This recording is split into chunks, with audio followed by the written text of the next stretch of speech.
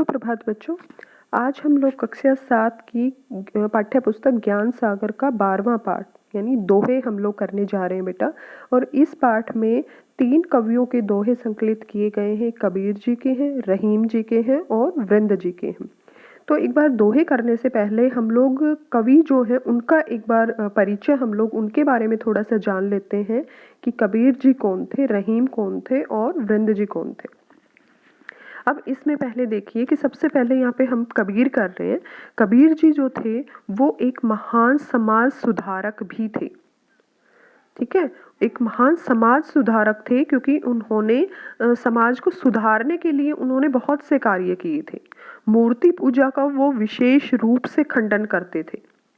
ये उनकी काव्य में भी, वैसे भी वो एक संत कवि थे, तो वो मूर्ति पूजा का विरोध करते थे, उनका खंडन करते थे कि मूर्ति पूजा हमें नहीं करनी चाहिए। वो भक्ति काल के कवि थे। भक्ति काल होता है बेटा कि उस टाइम भक्ति की रचित जो होती है कविता वो होते थे, काव्य होते थे, तो उनमें 2 रूप दिए गए थे, एक निर्गुण काव्य धारा और एक सगुण। तो सगुण में होता है कि जब हमें ईश्वर का एक रूप मिल जाता है, और निर्गुण में वो ईश्वर को तो मानते हैं। कबीर जी जो थे वो एक ईश्वर में विश्वास रखते थे। उनका कहना था कि भगवान एक है, ईश्वर एक है, लेकिन उन्होंने उनको किसी रूप में नहीं बांध रखा था।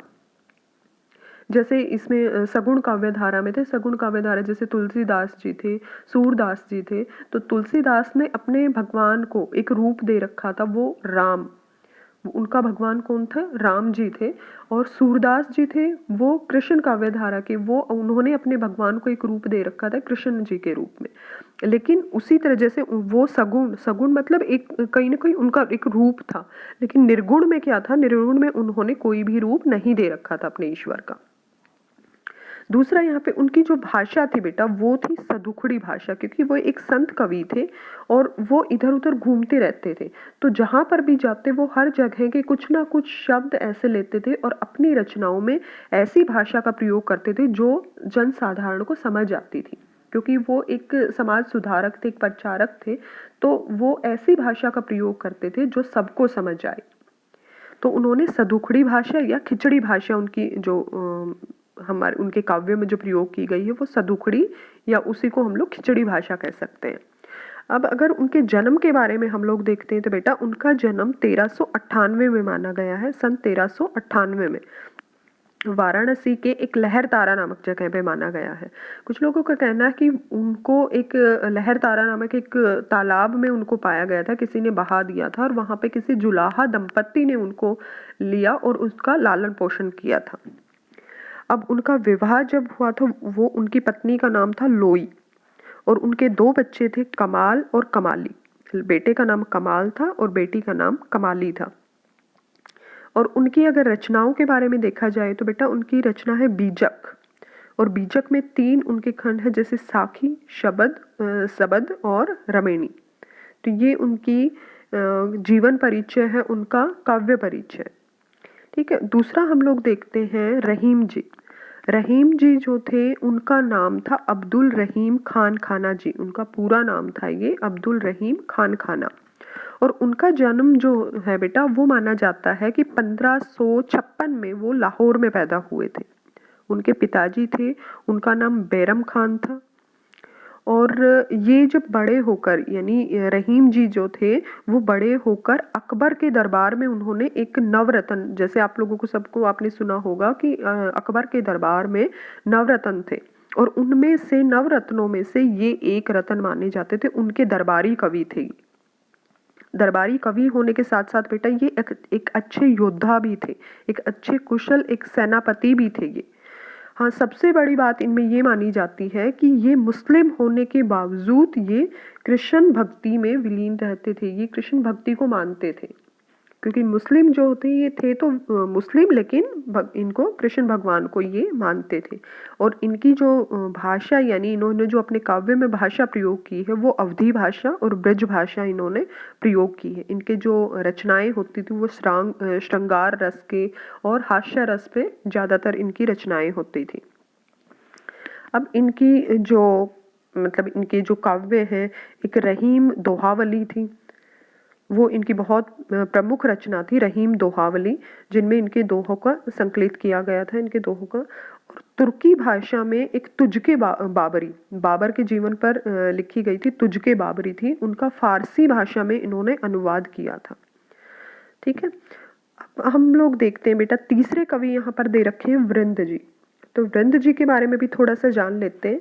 वृंद जी थे, उनका नाम वृंदावन दास था और उनका जन्म माना जाता है बेटा 1643 में। उनका जन्म मथुरा में माना जाता है। कुछ विद्वान ऐसे भी कहते हैं, क्योंकि कई बार इनका ये होता है कि उनके स्थान का, ये उनके जन्म का कुछ थोड़ा सा उन लोगों में मतलब सेम नहीं होते, थोड़ा सा अपवाद होता है कि कोई कवि वो कहते हैं, विद्वान कहते हैं कि उनका जन्म अब हुआ था या यहाँ हुआ था, कोई कहते हैं कि सन इतने में हुआ था और इस स्थान पर हुआ था। तो इनका भी कुछ लोगों का कहना, कुछ विद्वानों का कहना है कि इनका जन्म मथुरा में हुआ था और कुछ मेड़ता एक गांव था उधर वो लोग मानते थे कि मेड़ता में हुआ था।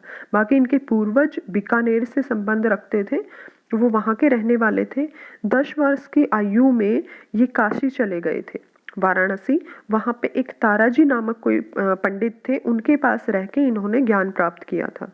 और ये जो मुगल थे, उनमें औरंगजेब के दरबारी कवि थे।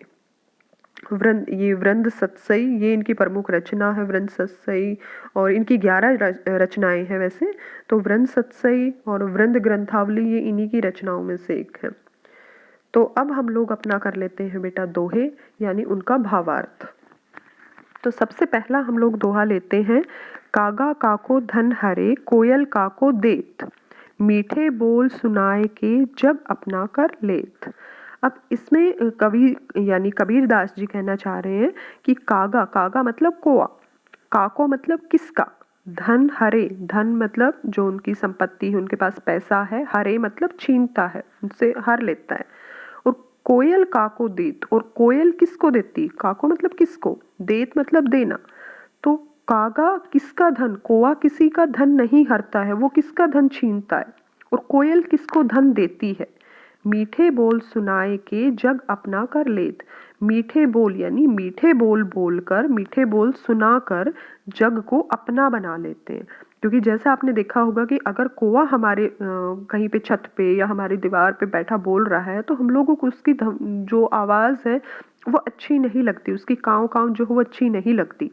जबकि कोयल की आवाज़ दूर से भी अगर सुनाई देती है तो बड़ी मीठी लगती है, वो कानों को बड़ी अच्छी लगती है। तो यही यहाँ पर बताया गया है बेटा कि कौवा जो होता है वो किसी का बुरा नहीं करता, किसी का धन नहीं छीनता, और कोयल किसी को कुछ देती भी नहीं है। लेकिन अंतर कहाँ आता है, उनकी वाणी में।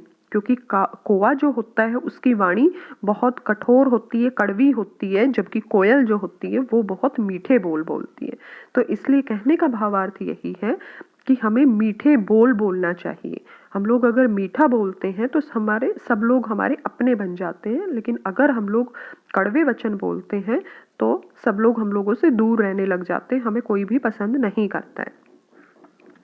अगले वाला है बेटा, साधु ऐसा चाहिए जैसा सूप स्वभाव, सार सार के गही रहे थोथा दिए उड़ाए। अब यहाँ पर साधु, साधु की तुलना किससे की है, कबीर जी ने साधु की तुलना सूप से की गई है। सूप क्या होता है, जैसे एक छाछ जिसको हम लोग बोलते हैं बेटा। छाछ मतलब जैसे पिक्चर में भी दिखा रखा है, ये वाला हमारा छाछ है, ये देखिए, ये इसमें दिखा रखा है, इसको छाछ कहते हैं। गांव में अक्सर ये देखने को मिलता है कि गेहूं साफ करने के लिए, गेहूं अनाज साफ करने के लिए इसका प्रयोग गांव में किया जाता है। तो ये कहते हैं कि साधु ऐसा होना चाहिए जैसे सूप का स्वभाव होता है, जैसे छाछ का स्वभाव होता है, कि सार सार को गही रहे थोथा दिए उड़ाए। सार सार मतलब अच्छा अच्छा, अच्छे अच्छे जो दाने हैं, अच्छे गेहूं हैं, वो तो उसी के अंदर रहने देते हैं। जबकि थोथा दिए उड़ाए, जो उसके ऊपर जैसे वो होते हैं, थोड़ा सा भूसा टाइप होता है, या उसके ऊपर जो वैसे थोथे दाने होते हैं, बिल्कुल खराब से दाने होते हैं, तो उनको वो बाहर उड़ा देता है। तो वैसा ही एक साधु का स्वभाव होना चाहिए, एक सूप की तरह उसका भी, साधु का भी ऐसा स्वभाव होना चाहिए कि वो हमारे अंदर जो हमारे अच्छे गुण हैं उनको तो हमारे अंदर रहने दे, और जो हमारे दुर्गुण हैं, हमारे जो बुरे हैं, हमारे अंदर दोष हैं, उनको हम में से बाहर निकाल दे, उनको बाहर निकाल के फेंक दे। तो ये कबीर जी ने कहा है। फिर आते हैं बेटा रहीम जी पर। चाह गई चिंता मिटी मनवा बेपरवाह, जिनको कुछ न चाहिए वे साहन के सा। तो यहाँ पे चाह, चाह मतलब इच्छा।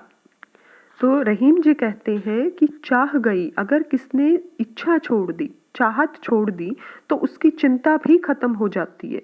और जो मन होता है वो बेपरवाह हो जाता है, उसको किसी चीज़ की टेंशन नहीं होती, किसी चीज़ की चिंता नहीं होती। क्योंकि जैसा कि आपको पता है कि कई बार अगर हम लोग ये कहते हैं कि मेरे पास ये वस्तु होनी चाहिए, मेरे पास ये होना चाहिए, तो हमें उसकी चिंता भी रहती है कि मैं इस वस्तु को कैसे खरीदूं, मैं इसको कैसे प्राप्त करूं। तो वो हमारा मन क्या है, चिंता में घिरा रहता है। लेकिन अगर हमारे मन में वो चाह ही नहीं रहेगी, वो इच्छा ही नहीं रहेगी किसी वस्तु को प्राप्त करने की, तो हमारे मन में चिंता भी नहीं रहेगी। और अगर हमारे मन में चिंता नहीं है तो हमारा मन जो है वो बिल्कुल बेचिंता रहेगा, बिल्कुल बेपरवाह रहेगा। जिनको कुछ न चाहिए वे साहन के सा, यानी जिनको कुछ भी नहीं चाहिए, जिनके मन में कोई इच्छा ही नहीं है, वे तो साहन, साहन मतलब राजा, साहन के साह मतलब राजाओं के भी राजा हैं। यानी उनसे उनसे ज़्यादा एक तरह से राजाओं से उनसे ज़्यादा ऐसा कोई भी नहीं है कि जो सुखी हो। यहाँ पे एक सुख का हम लोग लगा देते हैं कि उनका जो सबसे ज़्यादा सुखी कौन है, जिनको सबसे ज़्यादा सुख प्राप्त है, वो है एक राजा। तो ये कह रहा है कि अगर हमारे मन में कोई चिंता ही नहीं है ना, तो हम राजाओं की तरह हो जाते हैं, राजाओं के भी राजा की तरह हो जाते हैं कि हमें कोई चिंता नहीं, हमें कोई टेंशन नहीं है।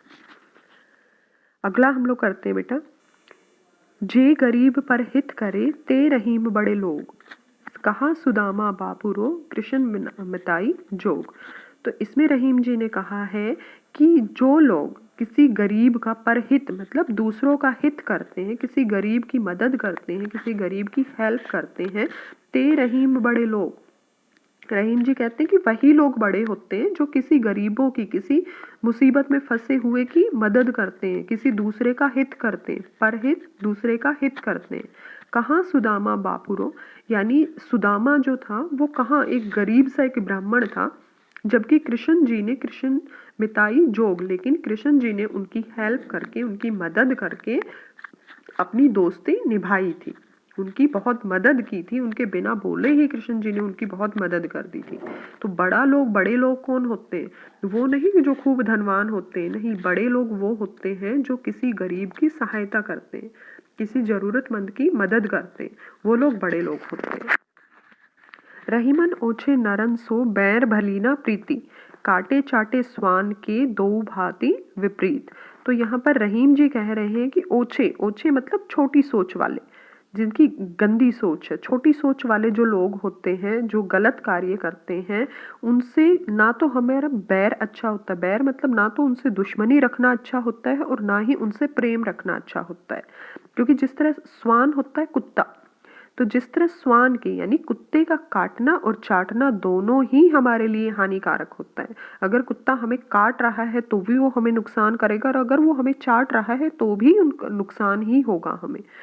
ठीक है, तो दोनों साइड हुई उसकी गलत होती हैं। वैसे ही अगर ओछे लोग हैं जो गलत सोच वाले हैं, जो गलत कर्म करने वाले हैं, ऐसे नीच लोगों से ना तो हमारी दोस्ती अच्छी होती है और ना ही उनसे दुश्मनी लेना अच्छा होता है। अब आते हैं बेटा हमारे वृंद जी के दोहे। नीकी पे फीकी लगे बिन अवसर की बात, जैसे बसत युद्ध में रस श्रृंगार न सुहात। ये वृंद जी कहते हैं कि हमें अवसर देखकर बात करनी चाहिए। नीकी पे फीकी लगे, अगर कोई हमारा, कोई भी अगर हमारी अच्छी बात भी है, लेकिन अगर वो बिना अवसर के बोली जाती है तो वो फीकी लगती है, वो अच्छी नहीं लगती है। अगर वो बिना अवसर के बोली जाती है, जैसे बसत युद्ध के, जैसे अगर मान लो हम लोग युद्ध क्षेत्र में खड़े हुए हैं और वहां पे दुश्मन सेना हमारे सामने है, तो रस श्रृंगार की बातें अच्छी नहीं लगती, वो सुहाती नहीं है। कि अगर मान लो आप लोग कहीं गए हुए हैं, युद्ध चल रहा है, तो अगर आप लोग वहां अपने ड्रेस को देखते हो, अपनी यूनिफॉर्म को और इस तरह के अपने हेयर स्टाइल को देखते हो, तो वो चीजें वहां पर अच्छी नहीं लगती, या कोई और आप लोग इस तरह की बातें करते हो तो वो वहाँ पर अच्छी नहीं लगती है। इसलिए हमें जो भी बात करनी चाहिए वो अवसर देखकर करनी चाहिए। हमें ये देखना चाहिए कि ये जो बात हम लोग कह रहे हैं, इसके लिए, बोली हुई बात के लिए, क्या ये मौका, क्या ये अवसर, क्या ये समय ठीक है? तो हमें अवसर देखकर बात करनी चाहिए। अपनी पहुँची विचारी के कर्तव्य करिए दूर, तेते पाँव पसारिए जेती लांबी सोर। अब वृंद जी इस दोहे में कह रहे हैं कि अपनी पहुँची विचारिए, हमें अपनी हैसियत, अपनी पहुँच देखकर ही सोचना चाहिए। हमें अपनी ये देखना चाहिए कि हमें हमारी पहुँच कहाँ तक है। कर्तव्य करिए दौड़, हमें अपनी पहुँच देखकर, अपनी हैसियत देखकर ही कार्य करना चाहिए, क्योंकि हमें जेते पाँव पसारिए जैती लांबी, तेते पाँव पसारिए जैती लांबी सोर। सोर मतलब रजाई, चद्दर।